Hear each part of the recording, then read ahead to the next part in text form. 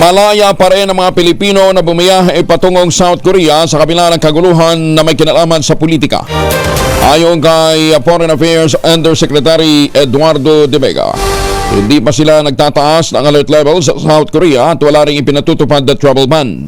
Matatandang nagkagulo sa South Korea matapos ang biglaang pagdedeklara ng martial law ng Pangulo ng South Korea, pero agad din namang binawi makalipas ang ilang oras dahil sa pagtutol ng mga mambabatas. Bagamat walang pagbabawal, nagpaalala pa rin ang DFA sa mga Pilipinong nais pumunta sa naturang bansa maging alerto dahil walang katiyakan ang maaaring mangyari. Sa ngayon, kalmado naman ang sitwasyon, lalong-lalo na para sa mga OFW sa South Korea. Tuloy ang kanilang paghahanap buhay dahil sanay na rin daw sila sa mga alitan ng North at South Korea. Hindi naman nagpanik mga Pilipino. Sinabihan lang ng ating embassy na take care lang ganyan at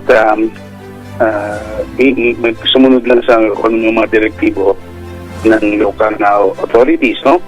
Tapos wala pang 4 na oras na revoke na yung martial law. So, tapos na tayo doon, no? At kaya yung mga conditions sa South Korea are special.